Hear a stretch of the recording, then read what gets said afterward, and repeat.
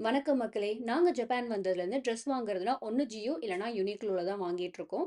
யூனிக்லோ compare பண்ணும்போது ஜியோல கொஞ்சம் rate கம்மியா இருக்கும். பட் ரொம்ப மேஜர் டிஃபரன்ஸ்லாம் இருக்காது. இது 2மே சிஸ்டர் கம்பெனிஸ் தான்.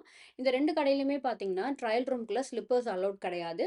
ஸோ உள்ள போறதுக்கு முன்னாடி இந்த மாரி ஷூவ வெளியே கழட்டி விட்டுட்டு தான் போணும். அதுவும் வந்து போறதுக்கு ஈஸியா இருக்கிற மாரியான பொசிஷன்ல தான் இந்த மாரி கழட்டி விடுவாங்க. அண்ட் எல்லா ரூம் வாசல்லயுமே இந்த மாரி ஷூ ஹார்ன் வச்சிருப்பாங்க. இது ஒரு ஸ்டிக். இத யூஸ் பண்ணி ஷூ போடுறதுக்கு ரொம்ப ஈஸி. ரொம்ப குனிஞ்சு கஷ்டப்பட்டு போடணும் அப்படிங்கிற அவசியம் இருக்காது. அந்த அளவுக்கு கம்ஃபர்டபுளியுமே கிரியேட் பண்ணி குடுத்துருப்பாங்க. அண்ட் ஒருத்தவங்க ட்ரை பண்ணி முடிச்சதுக்கு அப்புறமா கிளீன் பண்ணிடுவாங்க. ஃபுல்லா ஒரு மாப் மாரி போட்டு கிளீன் பண்ணதுக்கு அப்புறம் தான் நெக்ஸ்ட் பெர்சன உள்ள விடுவாங்க. ஸோ அந்த அளவுக்கு கிளீனினஸையுமே மெயின்டெயின் பண்றாங்க. அண்ட் இந்த மாரி ஒரு ஃபேஸ்க்கு போட்டுக்கிற மாஸ்க் ஒண்ணு குடுப்பாங்க. இது எதுக்காகன்னா, நம்ம ஃபேஸ்ல மேக்கப்லாம் போட்டிருப்போம் இல்லையா? ஸோ அது வந்து நம்ம ட்ரெஸ்ல பட்டுருச்சுன்னா, நியூ ட்ரெஸ்ல அழுக்காயிடும் அப்படின்றனால தான். ஏன்னா இங்க வந்து ஜாப்பனீஸ் கேர்ள்ஸ்லாம் மோஸ்ட்லி வந்து மேக்கப் போடுறது ஒரு மைல்டு மேக்கப்பாவது கண்டிப்பா போட்டிருப்பாங்க. ஸோ அதனால இந்த மாரி ஒரு ஃபேஸ் மாஸ்க் இந்த அளவுக்கு கவர் பண்ணிடும் ஃபேஸ. ஸோ இதுக்கு மேல நம்ம ட்ரெஸ் போட்டு பார்த்துட்டு, அகைன் நல்லா ட்ரை எல்லாம் பண்ணி முடிச்சதுக்கு அப்புறமா நம்ம டஸ்ட்பின்ல போட்டு கிளம்பிடலாம். நெக்ஸ்ட் வீடியோல மீட் பண்ணலாம். பாய்.